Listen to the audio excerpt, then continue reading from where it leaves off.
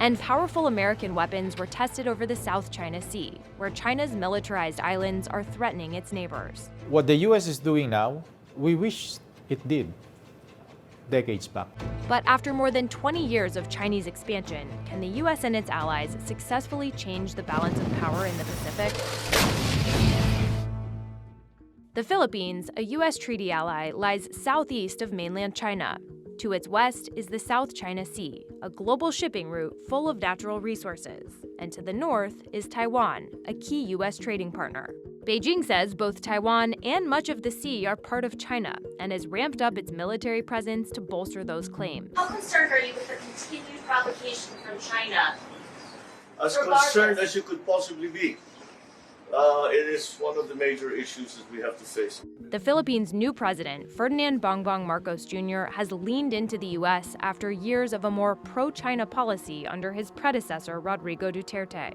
This year, Washington and Manila struck a major base deal that increased the number of sites the U.S. can use in the Philippines from 5 to 9 under the Enhanced Defense Cooperation Agreement. The new sites bring the U.S. military closer to both Taiwan and the South China Sea. And the deal allows the U.S. to build facilities, position equipment, and rotate troops through the bases. 关于美在菲新增使用军事基地，中方已多次表达严正关切。 The new sites have angered China, which has accused the U.S. of intentionally stoking regional tensions. One of the phrases that I've heard is the U.S. could use these bases as staging grounds against China. Is that what they are? I think you could feasibly see that they are, but we wouldn't do any of that without the consent of the Philippine government. China is a free and sovereign nation, and as long as they act within the international-based, rules-based order here in the region, they have plenty of room to operate.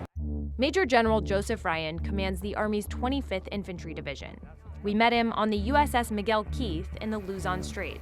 The Luzon Strait is a strategic waterway that's a major commercial shipping lane and a key transit point for both the Chinese and U.S. militaries. In the event of a conflict over Taiwan, control of the strait would be critical. Chinese exercises in and around the strait have heightened concerns about a war in the region. And because the U.S. and the Philippines have a mutual defense treaty, the U.S. would be obligated to defend the country if it's attacked. Geography matters. There's certainly a sense that should conflict occur in Taiwan, that the Philippines would be affected. Is the U.S. prepared to fight? Absolutely, and that's what we're doing here. We followed Major General Ryan and his joint unit onto Marine Ospreys and traveled to some of the northernmost islands in the Philippines.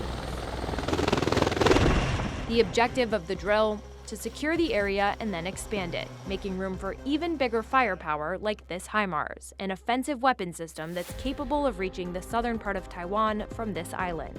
The HIMARS rocket system on the island here could certainly influence not only the land space, but the maritime space beyond just where it sits here on Bosco Island. Along the coast of the South China Sea, the U.S. and Philippine militaries conducted live fires of the HIMARS and other advanced American weapons like Stingers and Patriots, marking a major escalation of the exercises from years past.